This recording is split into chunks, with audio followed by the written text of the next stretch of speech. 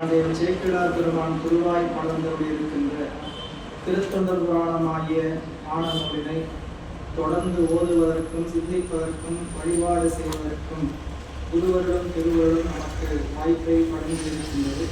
இந்த வகையில் ஒருவர்களையும் திருவர்களையும் மனம் மொழி கைகளால் வழங்கி அடியனை சென்னையில் ஆற்றுப்படுத்திய ஆசிரியர் பெருமக்களின் திருவடிகளையும் அருக்குருநாதர் ஐயா அவர்களின் திருவடிகளை மனமொழி கைகளால் வணங்கி இன்றைய ஞான சிந்தனையை சிந்திக்க எழுந்தருளி இருக்கக்கூடிய அடியார் பெருமக்களின் அத்தனை அன்பு பெருமக்களின் திருவடி தாமரைகளுக்கும் அடிவான வணக்கங்களை உரித்தாக்கி நாம் இன்றைய சிந்தனையை சிந்திக்க உட்படலாம்.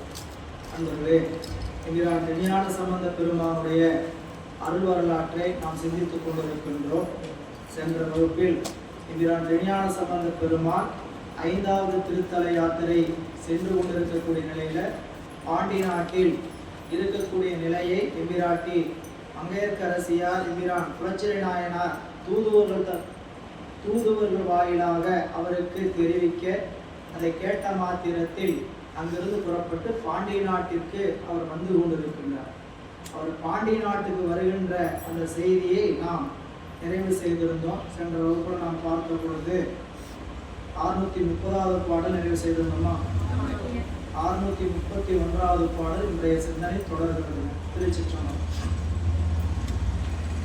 இந்நிலை இவர் வந்து எய்த இந்நிலை இவர் வந்து எய்த என் பெரும் குன்றம் மேவும் அந்நிலை அமனதங்கட்கு அழிவு முன் சாற்றலுற்று பன்முறை வெறுக்கொண்டு உள்ளம் பதைத்து உள்ளம் பதைப்ப தீக்கணாக்களோடும் துன் நிமித்தங்கள் அங்கு நிகழ்ந்தன சொல்லலுற்றாம். பிள்ளையார் பாண்டிய நாட்டை நோக்கி திருமறைக்காட்டிலிருந்து வந்து கொண்டிருக்கின்றார். இந்த சூழல்ல இது ஒரு காட்சி, அவர் வந்து கொண்டிருக்கிற காட்சி. இங்கு காட்சி மாற்றம். மதுரை என்பதில என்ன நடக்கிறது, பாண்டிய நாட்டினுடைய நிலை என்ன அப்படின்னா, அங்கு அதிகமாக இருக்கக்கூடியவர்கள் சமணர்கள். சமணர்களுடைய அந்த நிலையில கணாக்கள், தீய கணாக்கள், துன்னிமித்தங்கள் எல்லாம் அவர்களுக்கு தோன்றுகின்றன. அந்த வகையில இங்கே குறிப்பிடுகிறார், இந்நிலை இவர் வந்து எய்துவாராக. பிள்ளையார் ஆண்டிகே, பிள்ளையார் ஆண்டிகே. அப்போ அடியார்களாக வந்திருக்கிறார். அப்படி வருகின்ற பொழுது என் பெரும் குன்றம் மேவும் அந்நிலை. என் பெரும் குன்றம் சமணர்கள் வாழ்ந்த குன்றுகள், இதெல்லாம் குகையாக இன்னைக்கும் பாண்டிய நாட்டுக்குள்ள செல்லுகின்ற பொழுது அடிக்கடி நம்ம தல யாத்திரை போகும் பொழுது இதெல்லாம் சமணர்கள் வாழ்ந்த மலை என்று காட்டிய போது நீங்கள் பார்த்திருக்கலாம். கழுகமலை, பன்றி மலை அப்படின்ட்டு யானை மலை, இப்படி நிறையா மலைகள் எல்லாம் 8 மலைகள் பகுதிகளில் சமணர்களும் சமண குருமார்களும் வாழ்ந்தார்கள். வரலாற்று செய்தி. இன்றைக்கும் தவறான கொள்கை உடையவர்கள், தவறான நிலையில் இருக்கக்கூடியவர்கள்லாம் தங்கி இருக்கக்கூடிய இடமாக இருக்கிறது என்று அந்த இடம் இப்பயும் அப்படி இருக்குன்னு கேட்டீங்கன்னா, அந்த இடத்துக்கு அப்படிப்பட்ட ஒரு நிலைப்பாடு. இடத்துக்கு ஒரு தவம் இருக்கணும்னு ஏற்கனவே நம்ம சொல்லியிருக்கோம்.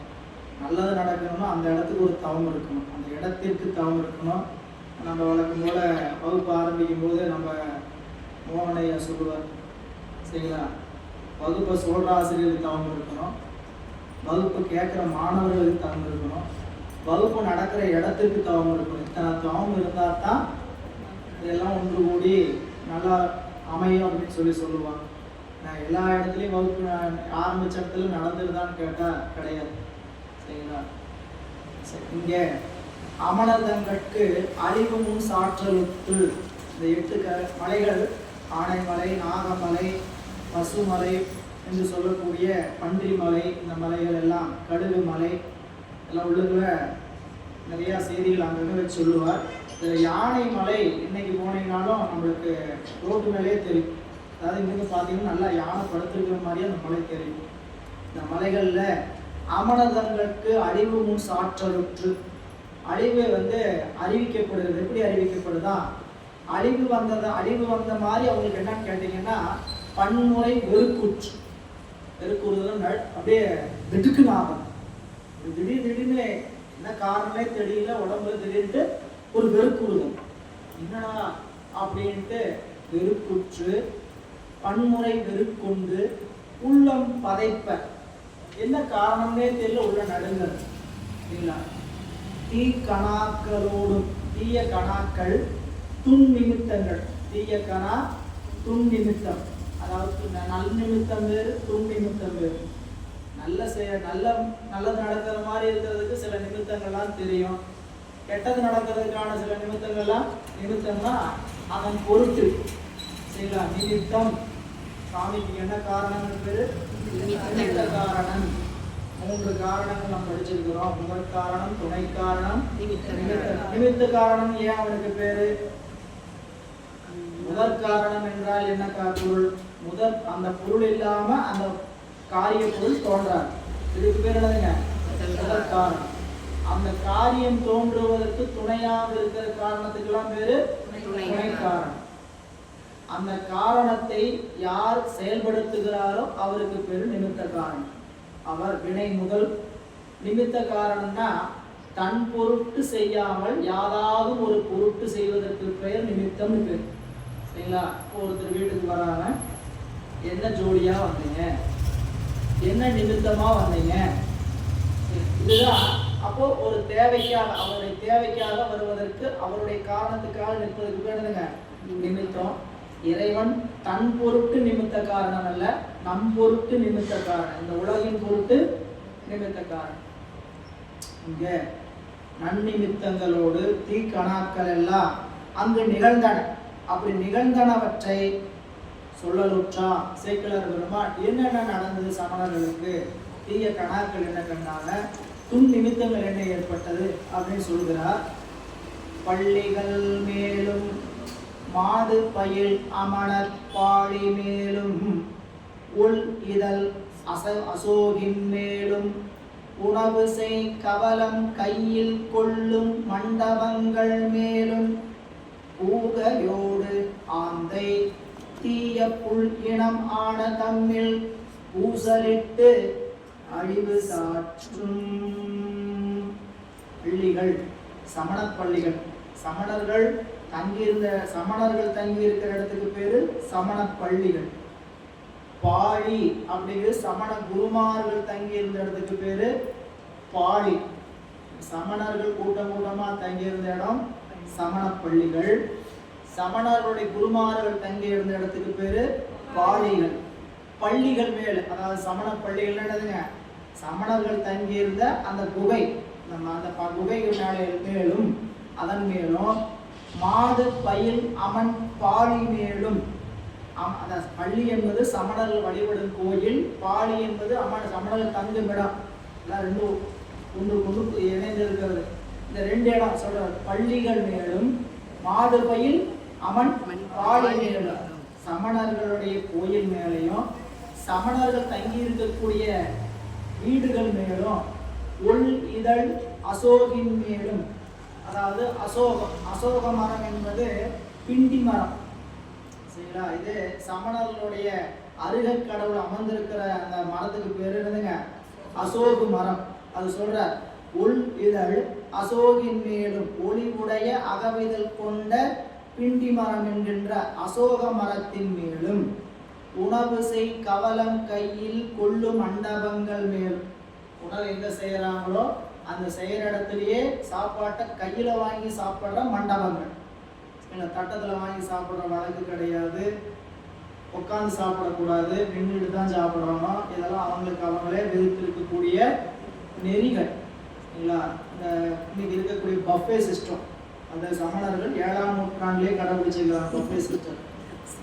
சமணர்களுடைய கொள்கைகள் நின்று தான் சாப்பிடணும், அமர்ந்து சாப்பிடக்கூடாது. எல்லாத்துக்கும் காரணம் இருக்குது. அமர்ந்து சாப்பிட்டோம்னா என்ன ஆகும், நின்று சாப்பிட்டோம்னா என்ன ஆகும்னா, நின்று சாப்பிட்டோம்னா உடம்புக்கு உணவு அதிகமாக போகாது. கீழே உட்காந்து சாப்பிட்டோம்னாலும் உடம்புக்கு அதிகமாக போகாது. கீழே வச்சு சாப்பிடணும், மடியில் வச்சு சாப்பிடணும். மடியில் வச்சு நெஞ்சில் வச்சு சாப்பிட்டோம்னாவே லப்பு லப்புன்னு உள்ள தள்ளிட்டு இருக்கணும், கேப் இல்லாமல். எல்லாத்துக்கும் அந்த உடம்பு குமிஞ்சதுன்னா வயிறு போதும்னு சொல்லும். வயிற்றுக்கு என்ன சொல்றோம்? குமிஞ்சோம்னாவே சரிங்களா? எல்லாரும் தொலைக்காட்சி என்னைக்கு வந்ததோ அதுல இருந்து என்ன ஆச்சுன்னு கேட்டீங்கன்னா ஒரு காட்சி கூட போயிடக்கூடாது. அந்த காட்சி ஒரு காட்சி கூட தவறிடக்கூடாது. அதனால என்ன பண்றது? இப்படியும் குமிஞ்சு அந்த காட்சி போயிடுச்சுன்னா ரீவைண்ட் பண்ணியா பார்க்க முடியும். தொலைக்காட்சியில கையிலையும் இருமலர்லாம் நீங்க வேணா வேற இன்னும் போய் இதுல போய் பார்க்கலாம். ஏதோ ஒரு அப்படி சாப்பிட்டு குனிய முடிய மாட்டேங்குது. அது அப்படின்னு ஒரு வழக்கத்தை வச்சுக்கிட்டோம்னா உணவும் வயிற்றுக்கு அதிகமா போற அளவு குறையும். நீங்க முயற்சி பண்ணி பார்த்தீங்கன்னா தெரியும். எல்லாரும் மடியை வச்சு சாப்பிட்டு பழகிட்டோம். அப்படியே நின்று கொண்டு சாப்பிட்டோம்னாலும் வயிறார சாப்பிட முடியாது. ஏனோ தானும் சாப்பிட்டு ஓடணுமே தவிர அது ஒரு ஆத்மார்த்தமா சாப்பிட முடியாது. அது என்ன உடம்பு கொட்டாது. சாப்பிட்றது உடம்பு கொட்டாமல் ஓடுறதுக்கு அவங்க சாப்பாட்டு மேலே அவளை கவனம் வைக்கக்கூடாது. கவளம் உருட்டி ஒரு உருண்டை வைப்பாங்க. கவளம் கையில் வாங்கி சாப்பிட்ற மண்டபங்கள் மேலும் கூகை கோட்டான் ஆந்தை, கூகையோடு ஆந்தை ஆணினம் பெண்ணினம் என்று சொல்லக்கூடிய 2 இனங்கள். இது என்ன பண்ணிச்சு? அது மட்டும் இல்லை, கூகையோடு ஆந்தை தீய புல்லினம், தீயவற்றை செய்கின்ற பறவை இனங்கள். எல்லா பறவையும் நல்லதும் கிடையாது, எல்லா பறவையும் தீமையானது. கூகை போல கோட்டான் போல ஆந்தை போல என்னாச்சுங்களா சில பறவை இனங்கள்லாம் தம்மில் பூசலிட்டு அழிவு சாற்றும். 2 ஒண்ணு தன்னோட சண்டை போட்டுக்கிறது, கத்துறது. நம்மளுக்கு கோட்டானுக்கு என்ன இயல்பு? பகலில் தூங்கும், இரவில் விழித்திருக்கும். அதுக்கு பார்வை அப்படிப்பட்ட பார்வை. இரவுல நடக்கக்கூடிய நிலைகள் அந்த நாய் வீட்டு பக்கம் அவ்வளோ அதிகமாக இரவு முழுக்க அடிச்சதுனாவே காலையில் நான் நினைச்சேன் அப்படின்னு சொல்லி என்ன சொல்லுவோம்? எங்கேயாவது அந்த தெருவில் ஆயிருந்ததுன்னா இரவு முழுக்க நாய் கத்தும் போதே ஊழையிடும் போதே நினைச்சேன். கத்துறது வேற, அது என்ன பண்ணிட்டு இருக்கோம்? ஊழையிட்டு கொண்டு இருக்கோம். கோட்டான் என்ன பண்ணுங்க? கத்தும். கோட்டான் வந்து சண்டை போட்டுட்டு இருக்கு. கோட்டான் பார்த்துருக்கிறீங்களா? கோட்டானை யாரு பார்க்கலாம்? சரிங்களா? நம்மளே வீட்டுக்கு கோட்டான் வச்சிருக்கிறதுனால கோட்டான்னு தனியாக ஒன்று வேண்டியதுன்னு நினச்சிக்கோம் போல. சரிங்களா? அதனால ஏன்னா ஆந்தை கிளிகள் எல்லாம் பார்க்கறது ரொம்ப ரொம்ப அரிதா இருக்கு. நம்ம காலத்துலாம் பள்ளிக்கூடத்தில் படிச்ச காலத்துலாம் இயல்பா இரவோட ஆந்தைகளை என்ன பண்ணலாம் பார்க்கலாம். நிறையா அந்த பாலக்குடியில் போய் பகல்ல பார்த்தீங்கன்னா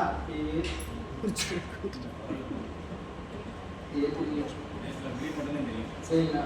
இரவு அதோட பார்வை மிகுந்த அந்த பார்வை வச்சு என்ன பண்ணா தீய செயல் நடக்குதுன்னா அப்படின்ட்டு இதெல்லாம் ஒண்ணுக்கு ஒண்ணு சண்டை போடுதான். அந்த சமணர்கள் தங்கி இருக்கிற சமணர்கள் கோயில் மேல, அவங்க சாப்பிட்ற மண்டபத்து மேல, அசோக மரத்து மேல எல்லாம் கொண்டு மிக பயங்கரமா சண்டை போட்டு கூச்சலிட்டு இருக்குதான்.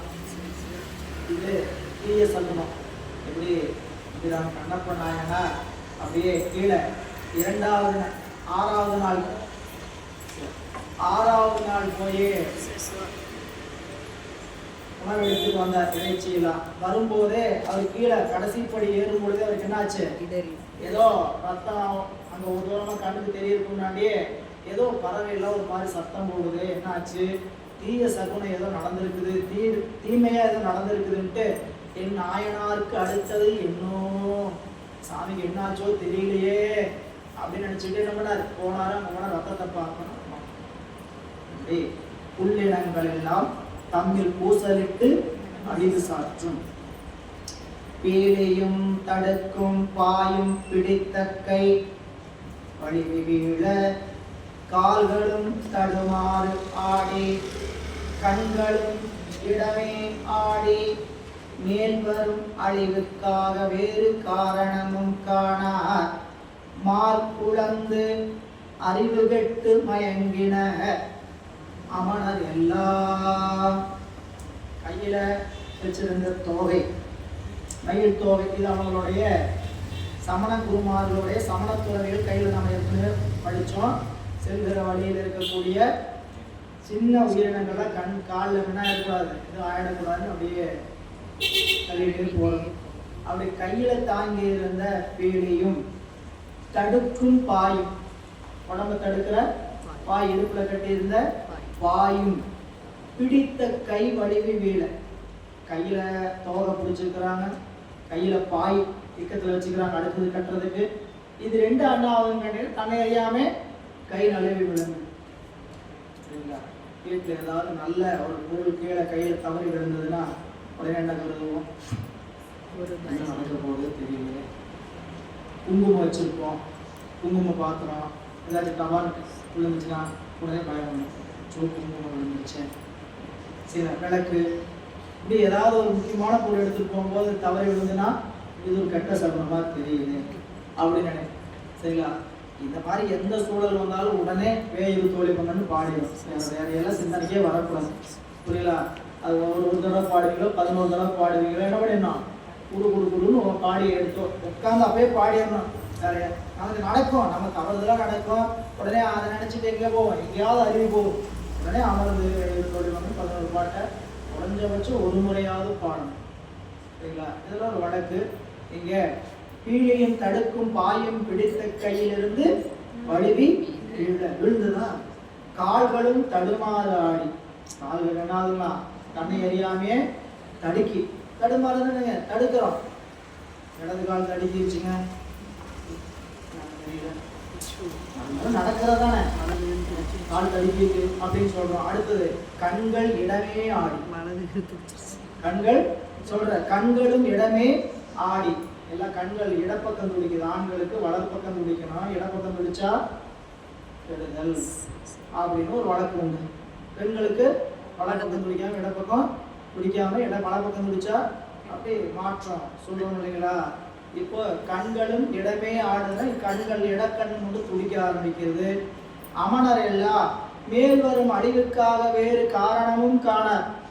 என்ன இவ்வளவு கெட்ட சகுனம் இவ்வளவு மாதிரி நடக்குது, ஏன்னா அழிவு வரும்போதோ ஒண்ணுமே தெரிய மாட்டேங்குது, அப்படின்னும் அறிகுறியே இல்லையே அப்படின்ட்டு மால் உழந்து அறிவு தடுமாறி மயக்கம் உற்று அறிவு கெட்டு மயங்கின. சமணர்கள்லாம் என்ன நடக்க போகுதுன்னு தெரியலன்ட்டு பயந்துகிட்டு எல்லாரும் என்ன பண்ணாங்களாம்? அறிவு கெட்டு கந்திய தம்மில் தாமே கனன்று எழு கலாங்கள் கொள்ள வந்தவாறு அமன தம்மில் மாறு கொண்டு கூறு செய்ய முந்தைய உரையில் கொண்ட பொறை முதல் வைப்பும் விட்டு சிந்தையில் செற்றம் முன்னா தீக்குணம் கலைகின்றார்கள். சமண குருமார்கள் மட்டுமல்ல, சரிங்களா, சமண பெண் துறவிகளும் அப்படி ஆயிட்டாங்க. பெண் துறவிகளும் ஒருத்தருக்கு ஒருத்தர் பூசல் இட்டுக்கிறாங்களாம். ஏன் சட்டை போட்டாங்கன்னே தெரியல. அப்படி சமண சொல்ற கந்தியர் என்பது சமண பெண் துறவி, குரத்தின்னு பேர் அவங்களுக்கு. சமண குருமார்களுக்கு என்ன பேர் சொல்றோம்? குறவர். இவங்களுக்கு குரத்தினா இந்த குரத்தி இல்லை, பள்ளின நகரம் போட்டக்கூடாது, அது மலைவாழ் பெண்கள். அவங்களுக்கு பேரு குரத்தி. சரிங்களா? குரத்தின் எளிமையா படிச்சீங்கன்னா அது சமண பெண் துறவிகளுக்கு குருமார்களை குறிப்பது. குருமார்களை குறிச்சா அதுக்கு பேரு குறவர், பெண் குருமார்களை குறிச்சா குரத்தி. சரிங்களா? அதான் இங்க சொல்ற குரத்தி. கந்திய தம்மில், கந்தியர்கள் தம்மில் தாமே கனன்று ஒருவருக்கு ஒருவர் என்ன பண்ணாங்களாம்? கலாங்கள் கொள்ள ஒருத்தருக்கு சண்டை போட ஆரம்பிச்சாங்க. ஏன்னே தெரியும், நல்ல காலத்திலேயே சண்டை போட்டுக்குவாங்க. இது இயல்பு. புரியுங்களா? நான் உலகத்தில் இருக்க சொல்றேன். புரியுங்களா? 100 ஆண்கள் சேர்ந்து இருக்க 2 பெண்கள் சேர்ந்து இருக்க முடியாது அப்படின்னு வழக்கு மொழி உண்டு. சரிங்களா?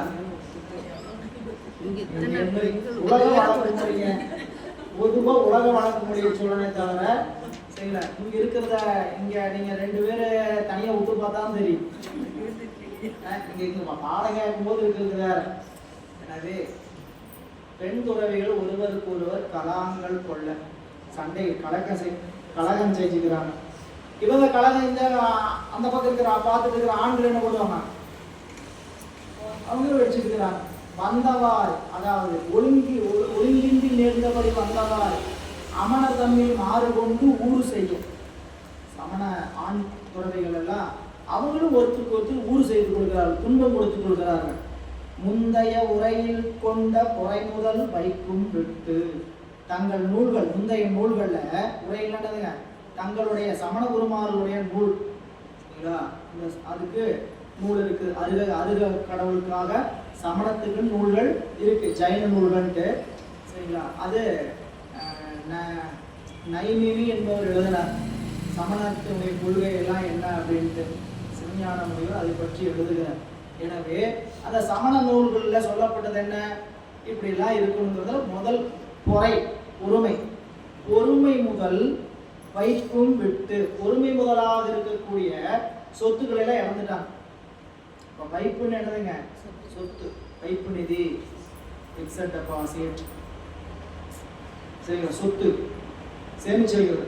எதை சேமிப்புன்னு சொல்றாரு கேட்டீங்கன்னா, பொறை முதல் இருக்கக்கூடிய குணங்கள் எல்லாம் சேமித்து வைத்திருந்த செல்வங்கள் என்ன ஆயிடுச்சு, விட்டு கெட்டு போச்சு. ஏன், இந்த பொறை முதலாக இருக்கக்கூடிய குணமெல்லாம் எவ்வளவு பெரிய சொத்து, கடைபிடிச்சு பார்த்தா மட்டும்தான் தெரியும். கடைபிடிக்காத வரைக்கும் அதில் இருக்கக்கூடிய ஒரு மதிப்பீடே தெரியாது. அது சேமிச்சிருக்கிறார். அடக்கமுடைமை, அடக்கமுடைமை, ஒழுக்கமுடைமை, திறனில் விளையாமை, பொறையுடைமை, அழுக்காராமை, வெட்காமை, திறனில் புறம் கூறாமை, பயனில சொல்லாமை அப்படின்னு வரிசையை வச்சிருக்கிறார். ஒரு கொள்கையை, ஒரு குறள் இருக்கிற கொள்கையை எடுத்து நம்மளால ஒரு நாள் நடமாட முடியுமா? காலையில் இன்றைக்கு எழுந்தவுடன் இன்றைக்கு திருக்குறள் நாள் அப்படின்னு எடுத்துக்கிறோம். இனிய உழவாக இன்னாத பொருள் கனி இருக்க. இன்னைக்கு காலையிலிருந்து சாயங்காலம் வரைக்கும் என்ன ஆனாலும் வாய்க்குள்ள என்ன, வாயிலிருந்து என்ன வரக்கூடாது, கடுமையான சொற்கள் வரக்கூடாது அப்படின்னு நீங்க காலையில் ஒரு முடிவுக்கு வந்தீங்கன்னா, அன்னைக்கு வீட்டில் பண்ணுவாங்க பாருங்க, சாமி தான் அதுக்கு டாஸ்க் வச்சிருப்பாங்க. ஓ, நீங்க தான் யாரோட, இயற்கையோட உடன்படுறீங்க, இயற்கையோட இருக்கக்கூடிய அறக்கடவுளோட உடன்படுறீங்க. அந்த அறக்கடவுள் என்ன பண்ணும், இது தர்மம் தான் சரியாகும். இந்த மணிநீதி சோழர்கள் வரலாற்றில் பார்த்தோம்ல, இவரை கொஞ்சம் சோதித்தால் என்ன, சோதித்தால் என்ன என்று இந்த அறக்கடவுள் என்ன முடிச்சான், மணிநீதி சோழனுக்கு ஒரு டாஸ்க் வச்சு இல்ல. இப்ப நம்மளுக்கும் அப்படி ஏதாவது எடுத்துக்கிட்டு வச்சுக்கேன், ஏதாவது ஒரு குறள் அப்படி எடுத்துக்கிட்டு, அகழ்வாரை தாங்கும் நிலம் போல நம்மை இகழ்வார் கொடுத்தல். ரெண்டாவது பாட்டு தான் நம்மளுக்கு. முன்னாடி பாட்டு என்னதுங்க, உதாரணம். நமக்கு உதாரணம் சொல்லி, நீ என்ன பண்ண, உன்னை இகழ்றவங்களை கண்டுக்காத, பொறுத்துக்கோ, பொறுத்துக்குமா, பொறுமையா இருக்கணும் முடிவு பண்ணிருக்கோம். ரெண்டாவது பேசினாங்கன்னா பொறுமையா இருக்கணும் முடிவு. நமக்குள்ளே சொல்லிட்டு இருக்கோம், 4 தடவை பேசிட்டாங்க, 5 தடவை பேசிட்டாங்க, 10வது தடவை பேசிட்டான்னு வச்சுக்கோங்க. அவங்க பேசணும் 10 தடவை பேசணும்னு நம்ம பேசுவோம் பாருங்க. அப்படியே 100 வார்த்தை அப்படியே நம்மளை அறியாம போட்டுவோம். ஏன், கொடுத்ததுக்கு வட்டியோட கொடுக்கிறது நம்மளுடைய வழக்கு. சரி, அன்பா இருந்தாலும் சரி, பம்பா இருந்தாலும் சரி, அது எதுவாக இருந்தாலும் குறைச்செல்லாம் கொடுக்கக்கூடாது. என்ன பண்ணலாம், நிறைச்சு கொடுப்போம், நிறைய கொடுப்போம் அப்படிங்கிற மாதிரி என்ன பண்றாங்க. பொறுமை முதலாக இருக்கக்கூடிய வைப்பு. பொறுமை ஒரு அதான் சொல்லுங்க, நம்மளோட பொறுமை எப்படி வசனம் வச்சிருக்கோம் உங்களுக்கே தெரியும். அதனால பொறுத்தார் பூமி ஆழ்வார், பொறுமைக்கு அந்த சொல்றாங்க. அதிகாரமே மிக அருமையா இருக்குங்க, சரிங்களா. ஒவ்வொரு பொருளுக்கும் ஆழ்ந்து நீங்க பொருள் பார்க்கும்போது தான் தெரியும் எவ்வளவு குணங்கள் நம்ம இடத்துல இருக்குது. அதையெல்லாம் இழந்து நிற்கிறோம். சாமி உலக வாழ்க்கையில என்ன செய்யணும், இதெல்லாம் முடியாத விஷயத்தை கொண்டு சொல்லலை, சரிங்களா. இயல்பா இல்லற வாழ்க்கை, துறவர வாழ்க்கைக்குரிய கொள்கையே அல்லது இல்லற வாழ்க்கைக்குரிய கொள்கை. இல்லறத்துல ஒழுங்கா அந்த நிலை நின்னாதான் அருள் என்கின்ற ஒன்றுங்கிற இடத்துக்கே போக முடியும். அருள் வேணுமா, அருளை நோக்கி நாம் பயணிக்கிறோமா, இல்லறத்துல சொல்லப்பட்டிருக்கக்கூடிய ஒழுக்கத்தை எல்லாம் முதல் என்ன பண்ணணும், பரீட்சையில தேர்வாகும். முதல் பரீட்சையே தேர்வாக, சரிங்களா. இது போல என்ன, இதுல என்ன படிப்பு, இது உங்களுக்கு என்ன படிப்பு, இளநிலை, இல்லாட்டி பால் அந்த ஆரம்ப நிலை கல்வி. மேல்நிலை கல்விக்கு போகணும்னா ஆரம்ப நிலை கல்வியோடு இருக்கணும். பொறை முதல் வைப்பும் விட்டு. அதனால என்னாச்சு, சிந்தையில் செற்றம் முன்னாம் தீக்குணம் தலை நின்றார்கள். அறிவு என்னாச்சு? கோபம். சிந்தையில் செற்றம்னா கோபம். கோபம் முதலிய குணங்கள் என்னாச்சுன்னா நிறைய வந்துச்சான். சிந்தையில் செற்றம் முதலாம், முன்னாம் என்பது என்ன போடுங்க, முதலாம் தீய குணங்கள், காமம், வெகுளி, மயக்கம் என்று சொல்லக்கூடிய குணங்கள் எல்லாம் அந்த சமணர்களிடத்துல தலை நின்றார்கள். தலை அது என்னன்னா நிறைய அவங்கள்ட்ட கோபம் வந்துச்சு, மயக்கம் வந்துச்சு. அப்புறம் அந்த காமம், வெகுளி, மயக்கம் என்று சொல்லக்கூடிய அந்த நிலையில எல்லாம் தீக்குணங்கள்லாம் தலைப்பட்டார்கள். இப்படி அமணர் வைகும் எப்பெயர் பதியும் ஏதும் ஒப்பில் உட்பாதம் எல்லாம் ஒருவரின் ஒருவர் கூறி மெய்ப்படுத்திற்கனாவும் வேறு வேறு ஆகக் கண்டு செப்புவான் புறத்து உளோரும் தென்னவன் மதுரை சேர்ந்த. சமணர்கள் எல்லாம் 8 மலையில வாழ்ந்தார்களா? 8 மலையில வாழ்ந்தவங்க எல்லாம் என்ன இப்படி ஆயிடுச்சு அப்படின்ட்டு எல்லாரும் ஒரு பிராயச்சித்தம் தேடுன்ட்டு எல்லாம் ஒரு இடத்துல கூடுவதற்கு கூட நான் கூடும்போது பார்த்தா ஒருக்கு சொல்லிக்கிறாங்க, எனக்கு எப்படி வந்துச்சு தெரியுமா, சாமி அசோக மரம் தீப்பிடிச்சுட்டு தெரியும் நினைக்கிறேன் அப்படிங்க. நான் தடுக்க மாமலா வளர்ந்து போச்சு. ஆளாளுக்கு ஒவ்வொன்று தங்களுக்குள்ள ஏற்பட சொல்றார். இப்படி அமணர் வைகும் எப்பெயர் பதியும் எல்லா இடங்களிலும் ஒப்பில் உட்பாதம். உட்பாதம் என்பது துன்னிமித்தம். ஒப்பில்லாத துன்னிமித்தங்கள் எல்லாம் ஒருவரின் ஒருவர் கூறிக்கொண்டு எல்லாம் என்ன பண்ணிக்கிறாங்க, பகிர்ந்து கொள்கிறார்கள். பகிர்ந்து கொண்ட போது அதுல மெய்ப்படுத்திக்கனாவும் எப்படிப்பட்ட கணெல்லாம் வந்திருக்குன்னு சொல்றாரு. இந்த கணவெல்லாம் கண்டிப்பா படிக்கும். மெய்க்கணா, மெய்க்கணா என்பது என்ன, இந்த நேரத்துல பார்த்தா படிக்கும். இப்படிலாம் நமக்கு நடந்து சில நிமித்தங்கள்லாம் ஏற்பட்டதுன்னா கனவு பலிக்கும் என்கின்ற ஒரு குறிப்பு உண்டு. நேரத்தை பொறுத்து காலை விடிகாலை கனவு என்பது சரிங்களா. படுக்கும்போது கனவு, நாம படுக்கும்போது கனவு காணுவோம், நம்மளுக்கு தெரியாது. ஆமாங்கய்யா நீங்க தெரியாதுன்னு கூட என்ன நல்லாவே தெரியும். நாங்க படுத்தது காண்ற கனவெல்லாம் எவ்வளவு சொல்றது அப்படிங்கிற அந்த கனவு இல்லை புரியல. உறக்கத்துக்கு போனதுக்கு அப்புறம் புரியல, கனவுல இருக்கும்போது இல்லை, கனவுல இருந்து கனவு நிலை. அங்க கருவி கலந்துக்கிட்டு போகுது. கருவி என்ன ஆகிட்டு போகுது, கலந்துட்டு போகுது. கருவி கலந்துட்டு போய் நம்மளுடைய அறிவு முற்றுமா மூலாதாரத்துல போய் ஒடுங்கிறதுனால என்ன ஆகுதுன்னு கேட்டீங்கன்னா அந்த கனவு நினைவுக்கு வராது. மீண்டும் வெடிக்கும் போது என்ன ஆகும், கருவியை கூட்டிட்டு வந்து கனவுல இருந்து நனவுக்கு வரனால தவா நாம கனவு கண்டு இருக்கிறோம் அப்படின்னு நினைப்போம். அந்த கனவு நினைவுக்கு வரும். அது எல்லா கனவும் நினைவுக்கு வராது. கனவுல என்ன நடக்குதுன்னு தெளிவாகவும் நமக்கு தெரியாது. சில கனவு, ஒரு சில கனவு தான் நினைவுக்கு வரும். அந்த நினைவு கனவும் நேரத்தை பொறுத்து அதுக்கு தகுந்த அடிப்படையான சில செயல்பாடுகள்லாம் அன்றைக்கே நடக்கும். கனவுல கண்டதை நாம தெரிஞ்சு நடக்குங்கிறதுக்கான அடிப்படையான விஷயங்கள் என்ன பண்ணோம், அன்றே சில விஷயங்கள் நம்மளுக்கு தென்படும். அப்படிப்பட்ட கனாவை எல்லாம் பார்த்து கொண்டு மெய்ப்படுத்தி கனாவும் வேறு வேறாக கண்டு செப்புவான் எல்லாம் சொல்லிக்கிறாங்க. புறத்துலோரும் எல்லாரும் என்ன பண்ணாங்க, அங்க மலைகள்ல தங்கியிருந்த எல்லாரும் மதுரை நகருக்கு மன்னவரை பார்க்க வராங்க. வேந்தனை கண்டு சொல்லணும் அப்படின்னு வராங்க. அந்நகர் தன்னில் வாழ்வார் புறம்பு நின்று அணைவார் கூடி மன்னவன் தனக்கும் கூறி மருண்ட உள்ளத்தராகி துண்ணிய அழுக்கு மெயில் தூசிலார் பலரும் ஏண்டி இன்ன கனவு கண்டோம் என எடுத்து இயங்கலுற்றார். அந்த மதுரையில வாழ்றவர் அந்நகர் தன்னில் வாழ்வார். மதுரையில் இருக்கிற சமணர்களுக்கு ஏற்பட்ட கனவு, அங்க வாழ்வக்கூடியவர்களுக்கும் புறம்பு நின்று அனைவாரும் கூடி வேற வேற இடங்களிலிருந்து வந்து சேர்ந்தவங்களும் கூடி மன்னவன் தனக்கும் கூறினா அறிவிப்ப, இதை போய் நாங்க மன்னவன் சொல்லணும் அப்படின்ட்டு வாயுக்காவலர் போன்றோட்ட சொல்றதுக்காக நிக்கிறாங்க. மருண்ட உள்ளத்தராகி, இப்படி கொஞ்சம் அப்படியே தெளிவில்லாத உள்ளமுடையவர்களாக உடம்பு துண்ணிய அழுக்கு மெய்யில் தூசிலார். தூசிலார் என்பது ஆடை அணியாதவர். தூசிலார் என்பதற்கு அழுக்கும் மெய்யில் அழுக்கும் ஆடை அணியாத பலரும் இன்றி இன்னென்ன கனவு கண்டோம் என எடுத்து எங்களுக்கு அரசனுக்கு போய் சொல்றதுக்கு தயாரான. அப்போ சீர்மலி அசோகு தன் கீழ் திருந்தனம் தேவர் மேலே வேரோடு சாய்ந்து வேள கண்டோம். சீர்மலி அசோகு தன் கீழ் இருந்தனம் தேவர் மேலே வேரோடு சாய்ந்து வேள கண்டனம். அதன் பின்னாக ஏர்கொள் முக்குடையும் தாமும் எழுந்து கை நாற்றி போக ஊழோ ஓடி காண கண்டனம் என்று உரைப்பார். சொல்றார்.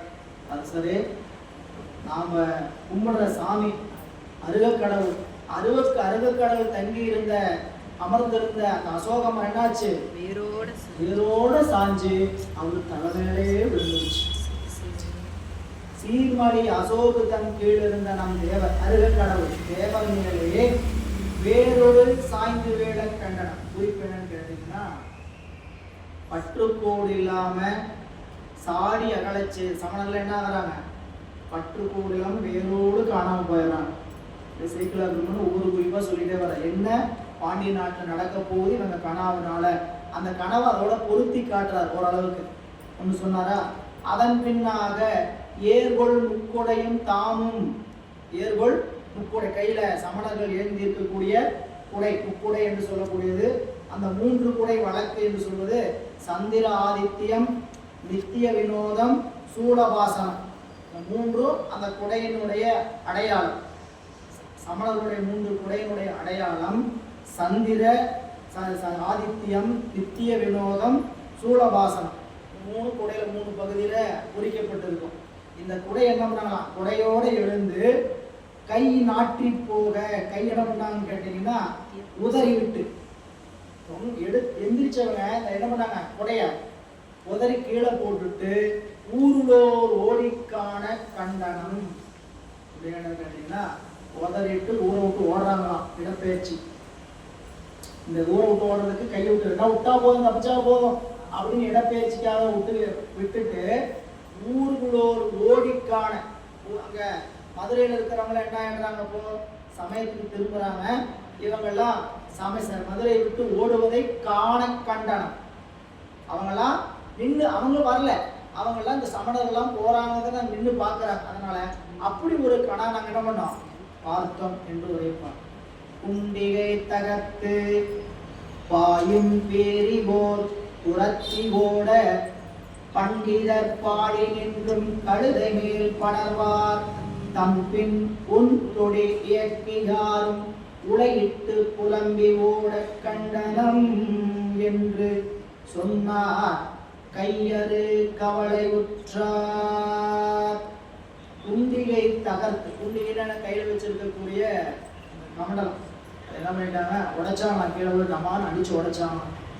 குண்டிகை தகர்த்து உடைத்து பாய் அணிந்திருக்கிற பாய பீரி அப்படின்றதுங்க கிழித்து, பாய அணிந்திருந்த பாய கிழித்து கொண்டு யாரு? ஓர் புறத்தி ஓட. சமண பெண்கள் தன் மேல இருந்த ஆடைய அந்த பாயை கிழிச்சிட்டு ஓடுறாங்களாம். அதை சொல்றாரு. அப்படின்னா நம்பிக்கை உடைஞ்சு போச்சு. பாய்கள் கீறுவது என்பது அவங்களோட நூல் கொள்கையை கிழிப்பது போல. இந்த நூல் சமணம் சொன்னப்பட்ட நூல் என்னது? ஒன்றும் பயன் தரல அப்படிங்கிற குறிப்பு வச்சு பண்டிதர், நல்லா சமணத்துல நல்லா உயர்ந்தவங்க. சமணர்ல பண்டிதர் இருக்கிறாங்க. நம்மளுடைய திருநாவுக்கரசு பெருமான் தர்மசேனன். சில நூல் கட்டாங்கன்னா அவன் பல நூல் கட்டால் பண்டிதர். ஆனா பல சமய நூலையும் கற்றவர் நம்மளுடைய திருநாவுக்கரசு பெருமான். ஏதோ சமண சமயத்தை மட்டும்தான் கற்றுக்கொண்டார் எனக்கு கூடாது. அன்றைய நிலையில தமிழகத்தை எத்தனை சமயங்கள் இருந்தோ அத்தனை சமயத்தினுடைய நல்லாரும் தெரிந்து உணர்ந்தார். எந்த சமயம் என்ன சொல்லுது, பௌத்த சமயம் என்ன சொல்லுது, சீக்கிய சமயம் என்ன சொல்லுது அப்படின்னு சமயத்தை எல்லாம் ஆராய்ந்தவர். அப்படி அவருடைய தன்மையை சொல்லும்போது இங்க சமணர்களுடைய நிலை என்னன்னா, பண்டிதர் பாலி நின்றும் கழுதை மேல் படர்வார். எதுல ஏறி வந்தாங்களா? கழுதை மேல். கழுதை என்ன பண்ணும்? எதுவா நடக்கும். சமணம் இப்ப என்ன ஆயிடுச்சு? கழுதை என்பது எதுக்கு வாகனம்?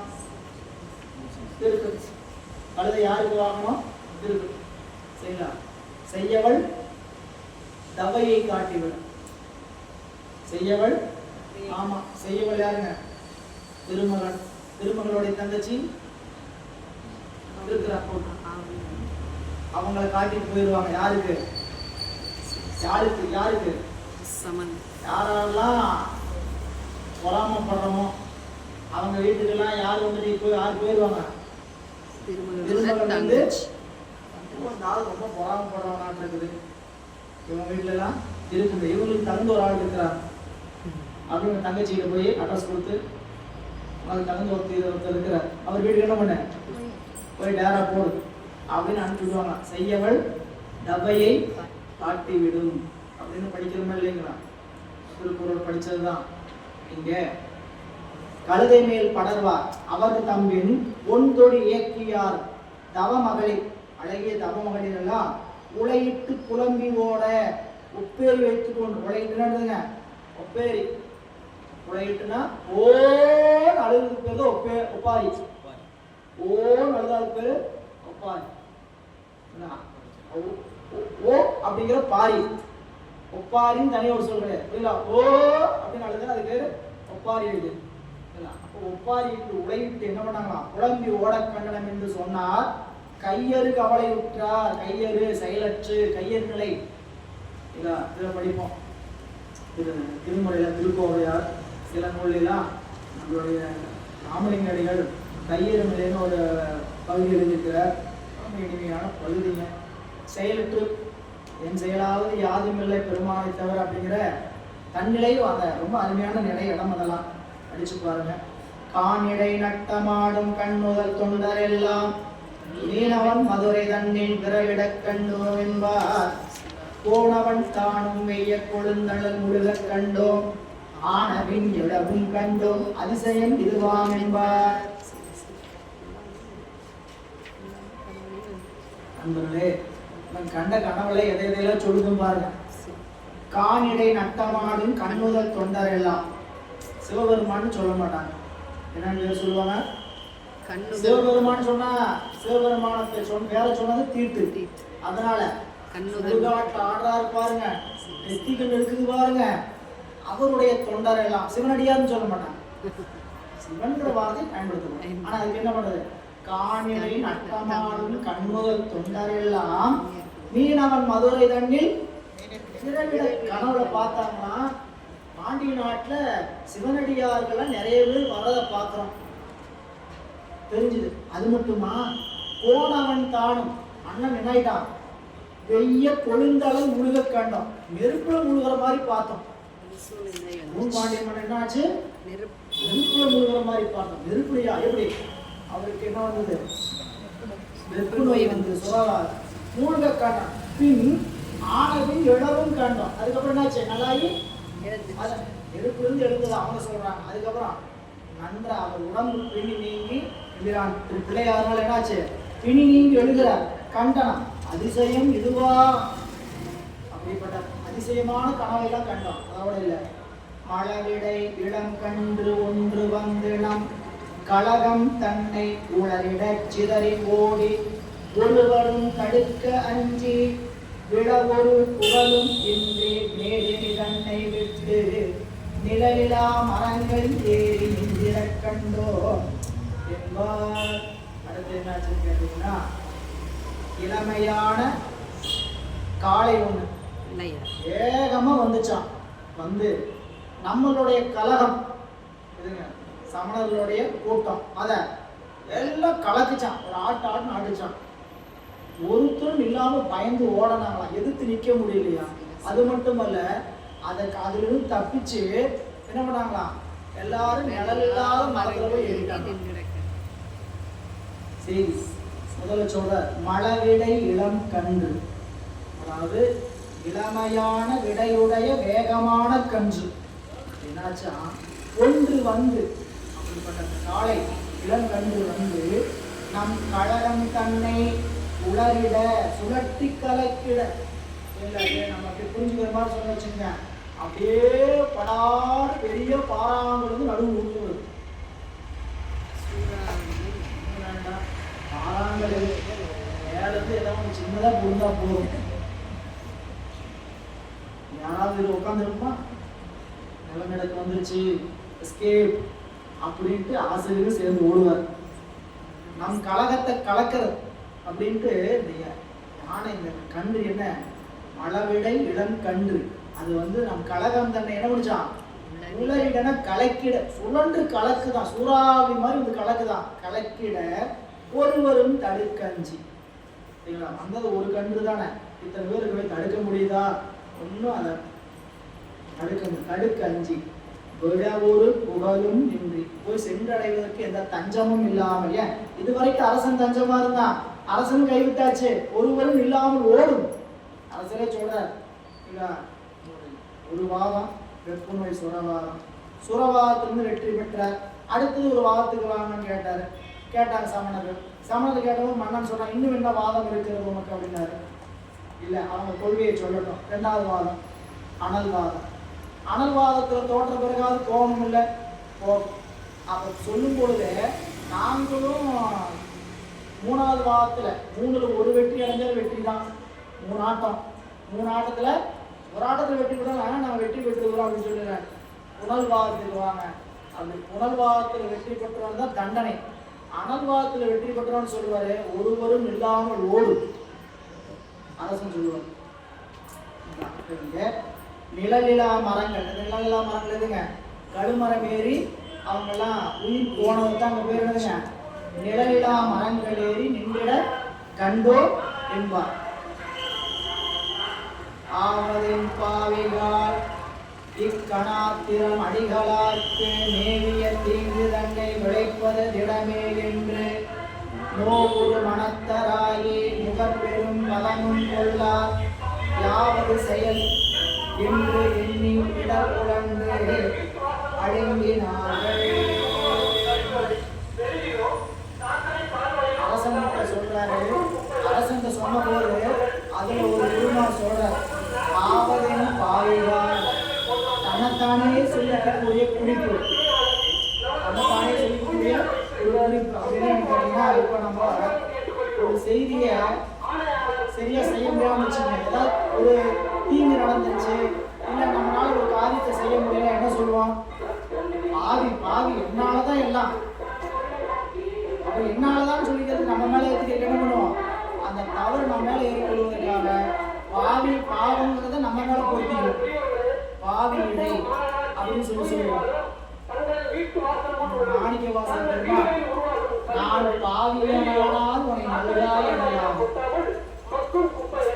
வான்பாவிய உலகத்தவர் தவமே செய்ய அவமே ஊன்பாவிய உடலை சுமந்து அறவை மரமானேன் வேண்பாய் மலர் கொன்றை மண் திருப்பெருந்துறை உறைவார் நான் பாவியனானால் உன்னை நல்காய் எனலாம். சாதாரணமான உலக வழக்கு சில பிரச்சனைகள்லாம் ஏதாவது ஏற்பட்டதுன்னா என்னாலதான் பாவி, நான் இதை பண்ணிடக்கூடாது அப்படின்னு என்ன பண்ணுவான்? அந்த செய்தியை நம்ம மேல தூக்கி போடுவோம். அதில் ஒரு சமணத்துறவி சொல்கிறாராம், ஆவதின் பாவிகான், பாவம் செஞ்சிடம்பா, கணாத்திரம் அடிகால்மார்க்கு மேவிய தீங்கு தன்னை விளைப்பது திடமே என்று கூறி கண்டிப்பா என்ன பண்ணிடுவான்? தீமையை கொண்டு வந்து சேர்க்கத்தான் போகிறார் என்று சொல்லி நோவுரு மனத்தராகி, மனம் என்ன ஆச்சான்? நோவுரு மனத்தராகி நுகர்பெரும் பதமும் கொள்ள, சாப்பாடை சாப்பிடுறதும் மறந்துட்டாங்க, சாப்பாடு ஒன்றாவது அப்படின்னு எல்லாம் கெட்ட கனவு கெட்டதுனால நடுங்கி போய் கிடக்கிறார். இப்படி யாவது செயல் என்று எண்ணி இடர் உழன்று அடங்கினார். என்ன செய்வது என்று அறியாமல் எல்லோரும் என்ன பண்றாங்க? துன்பத்தில் அடங்குகிறார். அவ்வகை அவர்கள் எல்லாம் அந்நிலைமையர்கள் ஆக சைவ நன்மரபில் வந்த கடமையில் மடமின் சாயல் பைவளர் அறவே அல்குள் பாண்டிமாதேவியார்க்கும் மெய்வகை அமைச்சனார்க்கும் விளங்கு நன்னிமித்தம் மேன்மேல். இப்படி அவங்களுக்கு எல்லாம் இப்படிப்பட்ட கணாக்கள் நடந்துருங்க. இங்க பாண்டிய நாட்டுல அடுத்தது நம்மளுடைய அரசியாளுக்கும் அமைச்சருக்கும் எப்படி காணம் வந்துச்சு கேட்டா, நல்ல நிமித்தங்கள், கனால இல்லை, நல்ல நிமித்தங்கள் தோன்றுகிறதா சொல்ற. அவ்வகை அவர்களெல்லாம் அந்நிலைமையர்களாக, அவர்களுக்கெல்லாம் இப்படிப்பட்ட தீய கணாக்களும் துன்னிமித்தமுமாக சைவ நன்மரபில் வந்த தடமயில், தடமயிலாம் அழகிய மயில், அழகிய மயில், இளமென் சாயல், மடையின் மென் சாயல்னா இளமென் சாயல், நம்மளுடைய விராட்டி மங்கையர்க்கரசியார் பாண்டிமாதேவி என்று சொல்லக்கூடிய மாணி இவர்கள் சைவ மரபில் தோன்றியவர். சரிங்களா? சைவ மரபிலிருந்து ஏன் பாண்டி நாட்டில் இப்படி சமண சமயம் இருக்குன்னு தெரிஞ்சும் கொடுத்துருப்பாங்களா? அதுக்கு வாய்ப்பு இல்லை. அப்போ அவங்க திருமணமாகின்ற காலம் அப்படின்னாச்சு நல்ல முறையில் பாண்டிய மன்னன் இருந்திருக்கலாம். சரிங்களா? நல்ல சைவ சமயத்தில் பாண்டிய நாடு இருந்திருக்கலாம். அதுக்கு பிறகு பாண்டிய நாடு சமண சமயத்தின் ஆதிக்கத்துக்குள்ள அரசனா இருக்கலாம், சமண சமயத்திற்கு மாறி இருக்கு. அப்போ சைவ நன்மரபில் வந்த தடமையில் மடமின் சாயலும் பைவளர் அரபு ஏர் அல்குள் பாம்பை போன்ற இடையுடைய வளைந்திருக்கிறதுனால அழகி இடையும் உடைய பாண்டிமாதேவியாருக்கு மெய்வகை அமைச்சனாருக்கும் நன்னிமித்தம் மேன்மேல் விளங்குகின. அப்படி முடிக்கணும். பாண்டிமாதேவியாருக்கும் மெய்வகை அமைச்சனாருக்கும் நன்னிமித்தம் மேன்மேல் விளங்கின. என்ன நன்னிமித்தம் நடந்ததுன்னு உடனே சொல்றார். அளவிலா மகிழ்ச்சி காட்டும் அரும்பெரு நிமித்தம் எய்த உள மகிழ் உணரும் காலை உலகெல்லாம் உய்ய வந்த வளவொளி ஞானம் உண்டார் வந்தணைந்து அருளும் வார்த்தை கிளர்வுறு மோகை கூறி வந்தவர் மொழிய கேட்டார். நல்ல நல்ல செய்திகள் எல்லாம் தோன்றும்படி ஒரு நன்னிமித்தம் தோன்றும்படி எப்படின்னு கேட்டீங்கன்னா, இங்க ஏதாவது காட்சிகள் நன்னிமித்தம்லாம் சொல்லவே இல்லை. எப்படி சொல்லிட்டான்னு கேட்டீங்கன்னா, பிள்ளையார் வருகின்ற செய்தியையே கொண்டு சொல்லிட்டாங்க. பிள்ளையார் வருகிற செய்தி என்ன செய்தி? இப்ப நன்னிமித்தம் ஆயிடுச்சு சொல்றார். அவ்வை அளவிலா மகிழ்ச்சி காட்டும் அரும் பெரு நிமித்தம் எய்த நல்ல நல்ல பெரும் நிமித்தங்கள் எல்லாம் தோன்ற உல மகிழ்வு உணர்வு காலை, உலகத்துல மகிழ்ச்சி உணர்வுகின்ற காலை. மகிழ்ச்சி என்ன பண்றாங்களா? ஏதோ நம்மளுக்கு நல்லது நடக்க போகுது, அவங்களுக்கு எப்படி தீய நடக்க போகுது உலகத்துல தோணுச்சோ, இப்ப வந்த உடனே அவங்களுக்கு என்ன தோணுச்சு? இந்த செய்தி அவங்க உள்ளத்துல மகிழ்ச்சி ஏற்படுகிறது. மகிழ்ச்சி அவங்க சொல்றார். உள மகிழ்வு உணரும் காலை உலகெல்லாம் உய்ய வந்த வளர்வொளி ஞானம் உண்டார் வந்தணைந்து அருளும் வார்த்தை. அதாவது நல்ல நிமித்தம் வேகமாக பயன்பெறுகிறது. என்ன செய்தி? சேக்கிழார் பெருமான் இந்த கெட்ட நிமித்தத்துல இவ்வளவு பாட்டு சொன்னார். அந்த பாட்டை தாண்டி நல்ல நிமித்தம் என்னங்க? இதோ நம்மளுடைய வளரொளி ஞானம் உண்டார் விஞ்ஞான சம்பந்த பிள்ளையார் வருகிறார்ங்கிற செய்தி. அந்த செய்தியை கிளரூரும் ஓகை கூறி, ஓகை என்று சொல்லிட்டு உவகைன்னு பேரு. ஓகை உவகை, உவகை தரும் செய்தி, நமக்கு மகிழ்ச்சி தருகின்ற செய்தி சொல்றார். உவகை தரும் செய்தி கூறி வந்தவர் மொழியை கேட்டார். அரசியாருக்கும் அமைச்சருக்கும் நல்ல செய்தியை கொண்டு நிறைய பேர் சொல்றாங்க. என்ன? வளரொளி ஞானம் உண்டார் வந்தணைந்து கொண்டு இருக்கின்றார்.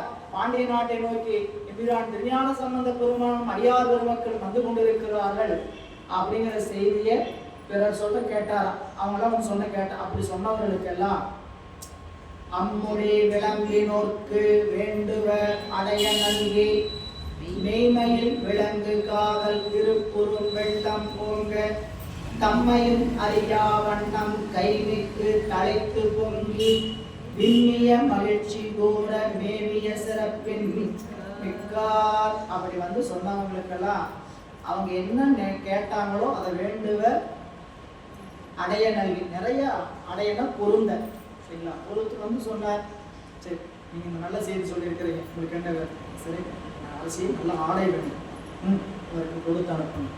எனக்கு நல்ல உணவு வயிறாறு சாப்பிடணும், நடக்கணும். இப்படி செல்வம் பொன் ஆடை என்ன கொடுக்கணும்? அடைய அவர் வேண்டுவார்க்கு பொருந்த நல்கி நிரம்ப நல்கி மெய்மையில் விளங்கு காதல் திருப்புரு வெள்ளம். இது கேட்டோடனே அம்மையாருக்கும் அமைச்சராருக்கும் ரெண்டு பேருக்கு என்னாச்சுங்க?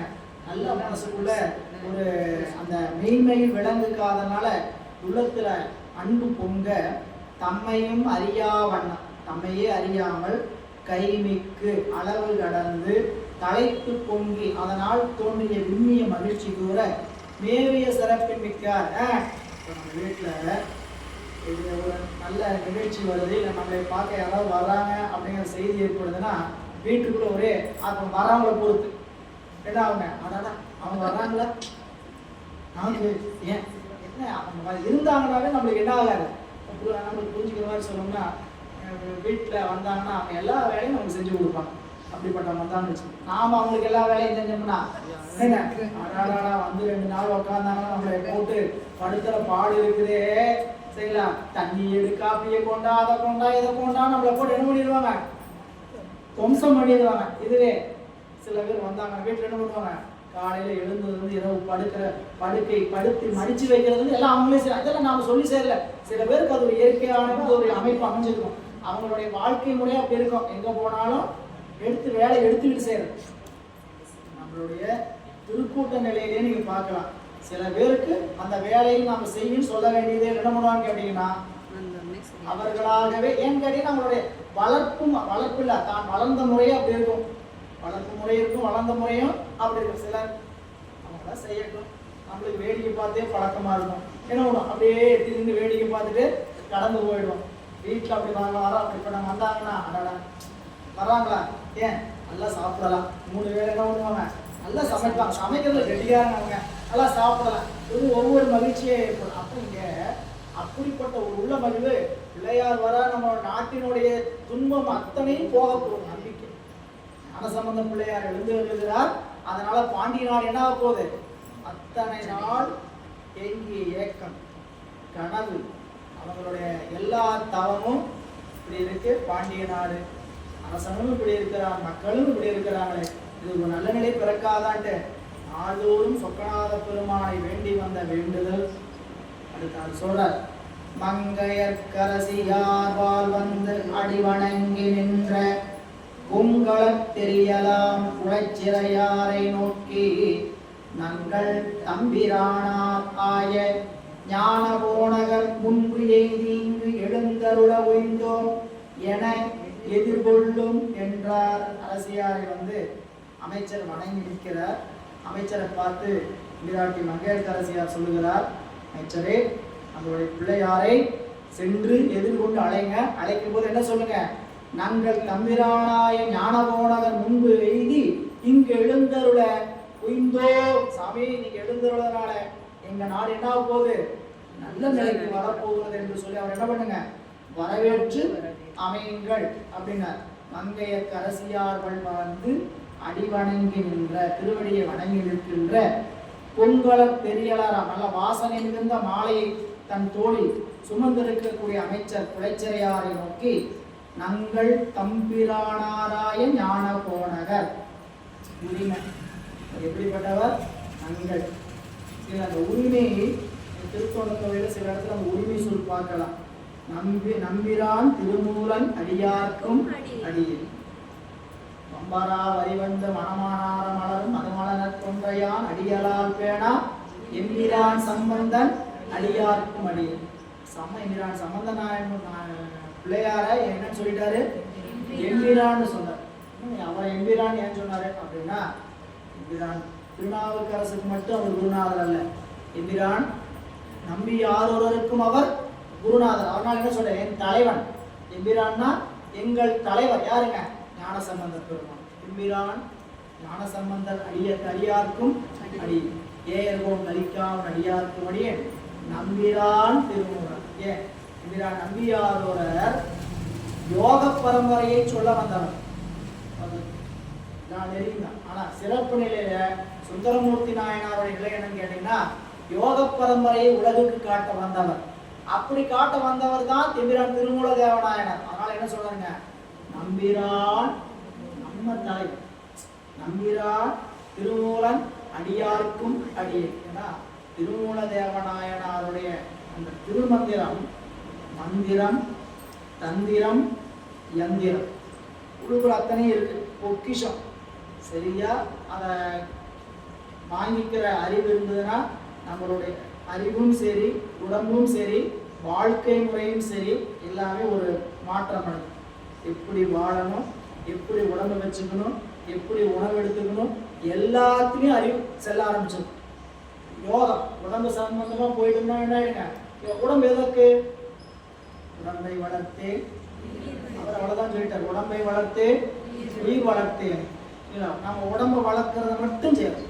சரிங்களா, அது வளர்த்துறதுன்னா கண்ணா பின்னா வளர்த்துறது கூட எப்படி வளர்த்துறோம், எதை முன்னாடி அனுப்புறது, எதை பின்னாடி அனுப்புறது. சரிங்களா, புரிஞ்சுக்கிறதுக்காக சொல்றேன். திருமண நிகழ்ச்சிக்கு போகிறோம், சாப்பிட்டாச்சு இல்லைங்களா, வரிசையாக என்னென்ன சாப்பிட்டேன்னு சொல்லி முடிஞ்சிருச்சு. சாப்பிட்டு முடித்த உடனே நம்மளுக்கு ஒரு தனியாக ஒரு பகுதி வச்சுருப்பாங்க. பழம், கனி வகைகள், ஐஸ்கிரீம், அந்த பக்கம் பாதாம் பால், அந்த பக்கம் பாதாம் பால். கடைசியாக சாப்பிட்டு முடிச்சுட்டு வந்தது என்னவா இருக்குன்னு கேட்டீங்கன்னா தயிர் இருக்கும். தயிர் சேமியா இல்லை தயிர் சாதம் எதையாவது தயிரில் போட்டு வச்சுருப்பாங்க. அந்த கடைசியில் போய் ஸ்டோரேஜ் ஆகி ரொம்ப நின்றுட்டு இருக்கும். நேராக போய் என்ன தள்ள வேண்டியது, பாலை தள்ள வேண்டியது, இல்லாட்டி ஐஸ்கிரீம் தள்ள வேண்டியது உள்ள. அதுக்கப்புறம் ஐஸ்கிரீமுக்கு அப்புறம் பாதாம் ஃபுல்லாக. ஏன் இதெல்லாம் என்ன கெமிக்கல் ரியாக்ஷன் பண்ணி ஏதாவது வயிறுக்கு மட்டும் வாய் இருந்துன்னு வச்சுருக்கீங்க. வயிறுக்கு மட்டும் வாய் இருந்ததுன்னா அட பாய் நீயும் ஒரு மனுஷனா அப்படி என்ன பண்ண கதறு நம்ம கிட்ட கதறுன்னு கதறணும். நாங்கள் என்ன பண்ணுறோம், எல்லாம் அவன் பார்த்துக்குவோம், எல்லாம் பார்த்துக்குவோம், உள்ளுக்குள்ள அனுப்புகிறோம். அதில் எங்கேயாவது போய் ஒரு விளைவுகளை பண்ணும்போது அதை விழிப்புணர்வே எப்போ வரும் கேட்டிங்கன்னா உடம்பு வந்து ஒரு எல்லைக்கு மேலே என்ன பண்ணாது, அதோட வேலையை நிறுத்துன்றோம். நிறுத்துறதுக்கு வேறு வேறு விளைவுகள்லாம் சொல்லணும். அப்போ தான் பார்த்து சுட்டுதான் சாப்பிடலாமா சுட்டுதான் சாப்பிடலாமா அப்படின்னு எப்போ வரைக்கும் வரும் கேட்டிங்கன்னா உடம்புக்கு அதுக்கு ஒரு தடை வர காலத்தில் தான் இதை அதெல்லாம் அறிவுக்குள்ளே வரும். ஆனால் திருமூல சொல்கிறார், நமக்கு யோகத்தை அதுதான் நம்ம தாய்மானவர் சொன்னார், சக்கரவர்த்தி நவராச யோகி என்னும் மிக்க திருமூலன். எப்படி இந்த யோகத்தை எப்படிப்பட்டவன்னு கேட்டால் சக்கரவர்த்தி தவராச யோகி என்னும் மிக்க திருமூலனர் மேவுனால் என்னாலோ. அப்படிப்பட்ட திருமூல தேவநாயனாருடைய திருவுருளை மேவுவது என்னாலோ. அவ்வளவு பொக்கிஷம் கிடக்குங்க, அதையெல்லாம் இழந்து கொண்டு இருக்கும். அதையும் கருதுறது அப்படிதான் கருதுறேன். ஏன்னு கேட்டீங்கன்னா அதை ஆழமாக தந்திரங்களை எல்லாம் எடுத்து சொல்றது, எந்திரத்தை பற்றி சொல்றதுக்கெல்லாம் இன்னைக்கு எங்கேயும் ஆட்களே கிடையாது. குறிப்புகள்லாம் அழிந்து கொண்டு இருக்கிறது. நம்மளுடைய வினை பலன் அப்படிதான் போயிட்டு இருக்குது. சரி, இங்க வந்துடுவோம். எதுக்கு சொன்னார், நங்கள் தம்பிரானாராய ஞான போனத முன்பு ஏறி இங்கு எழுந்தருள உயிர்ந்தோம் என எதிர்கொள்ளும். அப்படி போய் சொல்லி என்ன பண்ணுங்க, இங்கு எழுந்தருள்வதனால நாங்கெல்லாம் பாண்டிய நாடு என்ன ஆகிறது, உயிர்வடைகிறது என்று உங்களுடைய வருகை தங்கள் வரவை எங்கள் தவம் எங்களுடைய நன்மை என்று சொல்லி என்றார். மண்டலம் குழலினாரை வணங்கி போந்து அமைச்சனாரும் வென்றிவேல் அரசனுக்கும் உறுதியே என விரைந்து பொன் திகழ் மாட வீதி மதுரையின் புறத்து போயே இந்தமிழ் மறை தந்தாரை எதிர்கொடையும் காலை.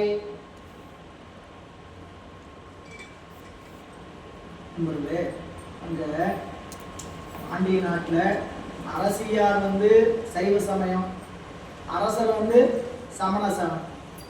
பின்னாடி இன்னொரு வரலாறு இருக்குது, செருத்துணை நாயனாருடைய வரலாறு. செருத்துணை நாயனார் ஒரு அரசர், சிற்றரசர், பல்லவ மன்னர். செருத்துணை நாயனாருடைய மனைவி சமண பெண். புரியுங்களா? அவருடைய வரலாற்றில் நம்ம பின்னாடி பார்ப்போம். கோயிலுக்கு போவார், கோயிலுக்கு சாமியை திருவாரூர் புற்றிடமுடனாரை வணங்குறதுக்குள்ள செல்வார். இந்த அம்மா கோயிலை சுற்றி பார்க்க போகும். சுற்றி பார்க்க போனவங்க அங்கே பெருமானுக்கு வைத்திருந்த பூ என்ன பண்ணிடுறாங்க, எடுத்து மோந்து பார்க்குறாங்க. ஏன் அவங்களுக்கு சாமிக்கு வச்சிருக்கிற பூ அப்படிங்கிற அந்த நினைப்பை எடுத்து மோந்தாங்க. அதனால மூக்கறிஞ்சார் செருத்துணை நாயனார். சரிங்களா? ஒரு செருத்துணை மூக்கறிந்து நம்ம வரலாற்றை பார்க்குறோம். இங்கே அந்த மாதிரி ஒரு செய்தி சொல்றார். அதாவது அமைச்சனாரும் மண்டலம் உழலினாரை வணங்கி கொண்டு, அரசர் அமைச்சர் நம்மளுடைய அரசியாரை வணங்கி கொண்டு என்ன நினைச்சுக்கிட்டே போறாராம், வென்றிவேல் அரசனுக்கும் உறுதியே என விரைந்து. ஆகா, நம்மளுடைய நாட்டுக்கு நல்லது நடக்கும், நம்ம அரசருக்கும் நன்மை நடக்க போகுது என்று விரைந்து பொன்திகள் மாட வீதி மதுரையின் புறத்து போய், நல்ல மாடங்கள் நிறைந்திருக்கக்கூடிய மதுரையினுடைய எல்லை புறத்து சென்று இன்தமிழ் மறை தந்தாரை எதிர்கொள்ள எய்தும் காலை. இப்போ நம்மளுடைய பிள்ளையார வரவேற்பதற்காக மதுரையினுடைய எல்லைக்கு செல்கிறார் பாண்டிய நாட்டு அமைச்சர் குலச்சிறையார். என்ன நடந்துட்டு இருக்குது, அங்கிருந்து திருஞான சம்பந்த பிள்ளையார் வந்துட்டு இருக்கிறார். அங்க காட்சி என்ன பண்ணாங்க, மாற்றம் செய்து சமணர்களுக்கு என்ன நடந்தது, இங்க அரசியாருக்கு என்ன நடந்தது என்றதெல்லாம் சொல்லிட்டு இவரை வரவேற்க சொன்னாங்க. இப்போ மீண்டும் காட்சி இங்க சேர்த்தப்படுதுன்னு கேட்டா, அமைச்சரார் பாண்டிய நாட்டை எல்லை நோக்கி இங்கிருந்து மதுரையிலிருந்து போகிறார். அங்கிருந்து அவர் என்ன பண்றாருங்க, பாண்டிய நாட்டை நோக்கி சோழ நாட்டிலிருந்து வந்து கொண்டு இருக்கிறார். இப்ப காட்சி ரெண்டு பேரும் சந்திக்கக்கூடிய இடம் வரப்போகிறது.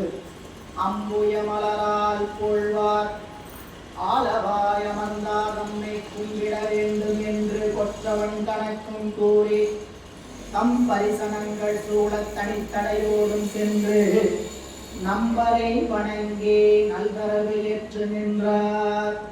அம்மையார் என்ன பண்ணாங்களா, சரி அமைச்சரை எதிர்கொண்டு அழைத்து வாருங்கள் இப்படி சொல்லி அப்படின்னு அனுப்பிவிட்டு தன்னுடைய கணவர்கிட்ட போய் சொல்றாங்க, இந்த மாதிரி நான் சொக்கநாத பெருமானை வணங்கிட்டு வந்துடுறேன். மனைவியார் கடைபிடிப்பதற்கு தடையெல்லாம் கிடையாது, செல்லக்கூடாது அப்படின்னு. அப்புறம் சமண கொள்கை அவருக்கு எதிர்த்து நீங்க எதுவும் செஞ்சுக்கல, ஆலவாய் பெருமானை வணங்க வேண்டும் என்று அனுமதி பெற்று சொல்லிவிட்டு நேரா திருக்கோயிலுக்கு வந்து பெருமாண்ட நின்னாங்களா. எதற்கு? அவரை நல்வரவு கொள்ள வேண்டும் என்று அரசியார் திருக்கோயிலில் தயாராக இருக்கிறார்கள். அம்புய மலரால் போல்வார். அம்புயம் தாமரை, அம்புஜம், அம்புஜம் அப்படின்னா தாமரை, தாமரை மலர் போன்ற அம்மையார் கும்பிராட்டி மங்கையர்க்கரசியார் ஆலவாய் அமர்ந்தா தம்மை கும்பிட வேண்டும் என்று கொற்றவன் தனக்கும் கூறி சாமியை போய் பார்த்துட்டு வந்துடுறேன் அப்படின்னு சொல்லிட்டு இவங்க அவங்கள்ட்ட சொன்னது அதுக்காக. ஆனா பெருமான் மனசுல நினைச்சாங்க, சொக்கநாத பெருமானுக்கு நன்றியை சொல்லணும், விராட் இல்லையா இது கொண்டு அழைக்க வேண்டும் என்று தம் பரிசனங்கள் சூழ தனித்தடையோடும் சென்று, அதனங்க அந்த பாதுகாவல், நம்முடைய பரிசனங்கள் சூழ தனித்தடையோடும் சென்று நம்பரை வணங்கி கோயிலுக்கு திருக்கோயிலுக்கு சென்றாங்க. சொக்கநாத பெருமான் அவரை வணங்கி நான் தாமும் நல்வரவேற்று நின்றார். யார? பிள்ளையார் வருவதற்கு எது கொண்டு தயாராக இருக்கிறார். பிள்ளையார் மதுரைக்கு வருகின்ற பேர் எழி காட்சி தொடங்குகிறது. 648வது பாடல். திருநிலவு மணிமுத்தின் சிவிகையின் மேல் சேவித்து வருநிலவு தருமதி போல் வளர்பொலி வெண்குடை நிழற்ற பெருகு ஒளிய திருநீற்று தொண்டர் குழாம் பெருகி வர அருள் பெருக வரும் ஞானத்து அமுது உண்டார் அணைகின்றார். 630வது பாடலுடைய தொடர்ச்சி 640. இடையில நடந்தது பூரா 631 647 வரைக்கும் பாண்டிய நாட்டின் நிலை. 630 விட்டதை இங்க சேர்க்கிறார். எப்படி வர சேக்கிலார் ரசிக்கிறார். சரிங்களா? ஒரு நிலவு இன்னொரு நிலவு மேல ஏறி வரலாம், ஒரு நிலா இன்னொரு நிலா மேல ஏறி வரலாம். நேற்று புராணத்துல படிச்சோம். ஆன்லைன் நேற்று ஓப்படி எங்களுக்கு வந்து எப்படின்னு கேட்டாங்க. ஆன்லைன்ல இந்த ஆயிலார் நாயனோட வரலாற்றுல அந்த நிலவு இரவு நேரத்துல வந்து வீட்டுக்குள்ள எட்டி பார்த்துட்டு, ஏற்கனவே வீட்டுக்குள்ள அங்கங்க நிலவுகள் நிறைய இருக்குது, நாம இங்க வர இருக்கக்கூடாதுன்னு நினைச்சு பயந்து அஞ்சு போய் உட்பளத்துல ஒழிஞ்சுக்கிச்சான் அப்படின்னு பார்த்தா. அப்போ இரவில் பகல் தெரிஞ்சுதான். பகல்ல இரவுக்கு ஒரு காட்சி காட்டினாரு, இரவுக்கு ஒரு பகல்ல இரவுல ஒரு பகல் காட்சி காட்டினார். அது மாதிரி இங்க கல்யாண சம்பந்த பெருமான் வருகிறார். வருகிற காட்சி எப்படி இருக்குன்னு கேட்டா, ஒரு நிலவின் மேல் இன்னொரு நிலவு ஏறி வருகிறார். இன்னும் ஒரு நிலவு வந்து பல்லக்கு, குத்து பல்லக்கு. அந்த பல்லக்குள்ள என்ன பண்ணிட்டு வராரு, கல்யாண சம்பந்த பெருமாங்கிற ஒரு நிலவு வருது. அவரை சுத்தி பல நிலவு வருது. நிலவு கடல் வந்து கொண்டு இருக்கிறது. பாண்டியன் சொல்ற திருநிலவு மணிமுத்தின் சிவிகையின் மேல், திருநிலவுகின்ற மணிமுத்து அந்த சிவிகையின் மேல் சேவித்து வரும் நிலவு தருமதி போல். இந்த நிலவு அப்படியே கும்பிட்டுட்டே வருதான். இந்த நிலா கையெடுத்து கும்பிட்டு வர எல்லாரும் மனசம்பள பிள்ளையார் சொக்கநாத பெருமான் இருக்கிறார் இல்லையா, அதனால கூட அப்படியே கையெழுத்து. அப்போ பார்த்தா கையெழுத்து பழங்கி வருகின்ற நிலவு போல் சொல்றார் காட்சி.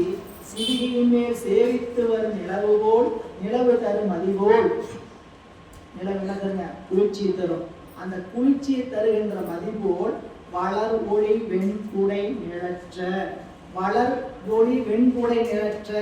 அந்த வெண்குடை பிள்ளையாருக்கு கொடுத்தாங்க இல்லைங்களா மாரம்பாடியில, வெண்குடை, முத்துக்குடை, முத்துச்சிவிகை, முத்து சின்னம்லாம் கொடுத்தாரியா.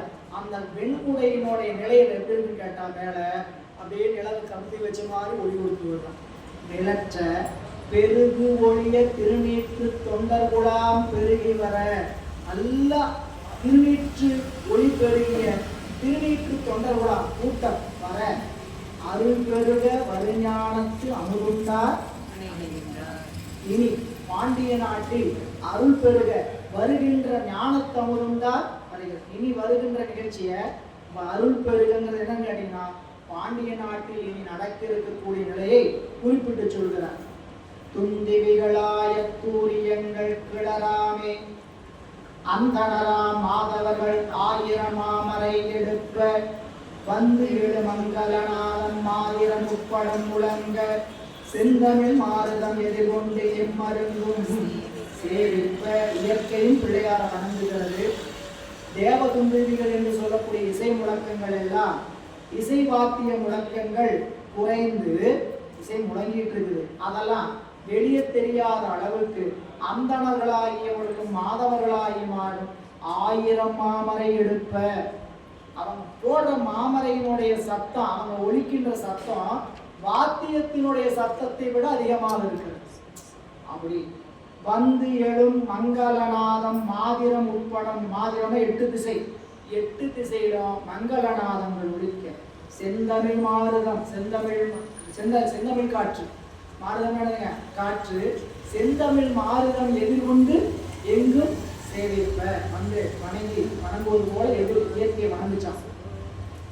பண்ணிய வஞ்சனை தவத்தால் பஞ்சவன் நாட்டிடை பறந்த எண்ணில் அமர்ந்திடும் பாவ இருஞ்சேனை விரிந்து ஓட மண் உலகமே அன்றி வான் உலகம் செய்த பெரும் புண்ணியத்தின் படையெழுச்சி போர் எய்தும் பொறிவு. இத ஒரு திருப்படையெழுச்சி, திருப்படையெழுச்சி படிக்க ஞானவாள் எந்துமையர் நாதப்பறை. ஞானத்தை யாரெல்லாம் கையில் எடுக்குன்னு நினைக்கிறீங்களோ அவங்க என்ன பண்ணுங்க, நாதம் சிவம் நாதப்பறை. உங்களுக்குள்ள என்ன பறை வரணும், வெளியே சொல்றது இல்லை, உள்ளுக்குள்ள. ஞானவாள் புறத்துல எல்லாம் வேலையே இல்லை, இது பூரா என்னதுங்க அகத்துக்கு. ஞானவாள் என்றும் ஐயர் நாதப்பறை அறையும் திருப்படை எழுச்சி. இந்த படை ஏதோ யாரையோ போய் சண்டை போட்டு ஜெயிக்க போற படை இல்லை, நமக்குள்ள இருக்கக்கூடிய பகைவனை சண்டை போட்டு அடிக்கிற படை இல்ல. அந்த படை எப்படி சொல்றார், பண்ணிய வஞ்சனை தவத்தால். யாருங்க, பாண்டிய நாட்டுல பலரும் செய்த வஞ்சனை தவம். வஞ்சனை என்னது, கூடா ஒழுக்க தவம். கூடா ஒழுக்கம்னு ஒரு அதிகாரம் படிக்கணும் இல்லையா. எது கூடா ஒழுக்கம், நம்மளை நாமே வஞ்சிச்சுக்கிறதுக்கு பேரு கூடா ஒழுக்கம். பிறரை ஏமாத்துறது இல்லை, நம்மளை நாமளே வஞ்சிக்கணும். செய்யலாம், நம்ம அது செய்யக்கூடாது, இது செய்யக்கூடாது, புறத்தை ஒழுக்க காமிச்சிட்டு அகத்துக்குள்ள புறத்துல எப்படி இருக்கிறோம், மனத்தது மாசாக மாண்டான், மனத்தது மாசாக மாண்டான், நீராடி மறைந்தொழுது மாந்தர் பலர். உள்ளுக்குள்ள ஊருக்குள்ள கொப்பை வச்சிருக்கிறோம். புறத்துல தினம் ஸ்பக்ஸ் என்ன, ரமாம் என்ன, லக்ஷ்மணன் என்ன, ஒரே புறத்துல எல்லா வாசனும் சோப்பும் போட்டு குடிக்கிறான். ஆனா மனசு எப்படி இருக்குது, ஒரே டஞ்சனா இருக்கு, கலீச்சா இருக்குன்னு சொல்றாங்கல்ல. நான் சொல்லல, அல்ல சொல்றத நம்ம ஏற்றுக்கிட்டான். ஆகணும். மனத்தது மாசாக மாண்டார். சரிங்களா, அவர் மறைந்தொழுகு நீராடி மறைந்தொழுகு மாந்தர் பலர். புறத்த நீராடி மாந்தர் இருக்கிறாங்க. அதை கூடா ஒழுக்கம் சொல்லுவார். அதுக்கு என்ன சொல்லுவாருன்னு கேட்டீங்கன்னா, ரொம்ப அருமையான அந்த உரைப்பாயிரம், எல்லா உரைப்பாயிரம் அருமையாக தான் இருக்கும். அந்த இடத்துல சொல்லுவார், கூடா ஒழுக்கமாவது அகுதாவது தாம் விட்ட காம இன்பத்தை. தாம் விட்ட காம காமம்னா உடல் சார்ந்ததல்ல, முதல் அதை புரிஞ்சுக்கணும். காமம் என்பது இன்பத்தை தொடர்பாக இருக்கக்கூடிய எல்லா செய்கையும். காம இன்பத்தை உரண்யின்மை, உறுதி இல்லாத காரணத்தினால பின்னர் விரும்புமாறு தோன்ற அவ்வாறே கொண்டு நின்று தவத்தோடு பொருந்தாதாய தீய ஒழுக்கம். தவத்துக்கு இதெல்லாம் எதில் வச்சிருக்குது, துறவரத்தில் வச்சிருக்கு. அதனால அதை படிச்சு பார்க்கணும். சரி, இங்க வந்துருவோம். பண்ணிய வஞ்சனை தவத்தார், செய்த வஞ்சனை பொருந்திய தவத்தால் பஞ்சவன் பாண்டிய நாட்டில் பறந்த எண்ணில் அமனினும் பாவ எழுஞ்சேனை. என்ன படைன்னு கேட்டா பாவ பெரும்படை. இந்த படம் எப்படிப்பட்ட சமணர்கள் என்னும் பாவ பெரும்படை இருந்து ஓட என்னங்க, பயந்து திசைகளெங்கும் இருந்து ஓட உடைந்து ஓடும்படியாக மண் உலகமே அன்றி வானுலகம் செய்த பெரும் புண்ணியத்தின் படையெழுச்சி. வருகின்ற படையெழுச்சி என்னதுங்க? இந்த பூமி மட்டும் செய்த புண்ணியம் அல்ல, வானுலகமும் சேர்ந்து செய்த புண்ணியத்தினுடைய படையெழுச்சி ஆகிய பிள்ளையார் போல் எங்கும் பொழிவெய்த. இப்படி வருகின்ற பொழுது துண்ணு முழு உடல் துகளால் சூழும் உணர்வினில் துகளால் அல்நெறியில் செறிந்தடைந்த அமன்வாசு கழுவுவதற்கு மண்ணில் ஒளி வெண்மையினால் தூய்மையினால் வலுவியதம் கண்டி நாட்டிலை கங்கை அணிந்தெழும் கவின் காட்ட. சொல்றேன், பாண்டிய நாட்ட கங்கை வெள்ளம் புரண்டு வருதான். ஏன் கங்கை வெள்ளம் புரண்டு வந்துச்சு? தண்ணீர் பெருக்கா, நீர் பெருக்கா? இல்ல, பூரா அவ்வளோ அழுக்கு பசங்களா இருக்கிறாங்க. புரியுதா? சாதாரணமா கழுவுறதுனா சின்ன ஒரு ட்ரம் தண்ணி, ஒரு குடம் தண்ணி போகுது. இவங்களெல்லாம் கழுவி எடுக்கணும், என்ன பண்றது? அதனால சாமி என்ன தலையில கங்கை வச்சிருக்கிறாரு. இவங்களை கழுவுறதுக்கு நம்ம கொண்டு போற தண்ணியெல்லாம் அத்தகைய பத்தாது. அது ஞான நீர். எப்படிப்பட்ட நீர்? அதான் சொல்றாங்க, ஞான நீரால் கழுவுது.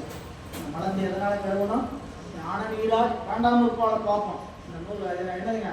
ஞான நீரினால் கழுவுகை என்றது. ஏன்? அந்த ஞான நீர் என்பது இறைவனுடைய அருள்.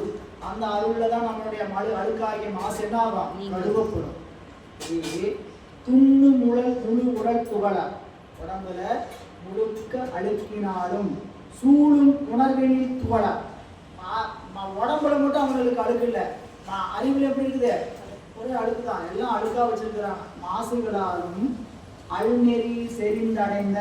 அல்நெறினா என்னங்க? தவம் அல்லாத நெறிக்கு பேரு அல்நெறி. அல்நெறி அல்லாத நெறி.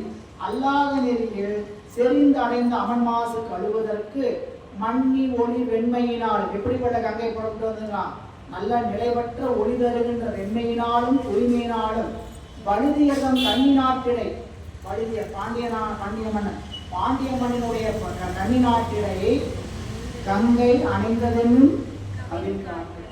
கங்கை எப்படிப்பட்ட கங்கை? நல்லா கவனிக்கணும்.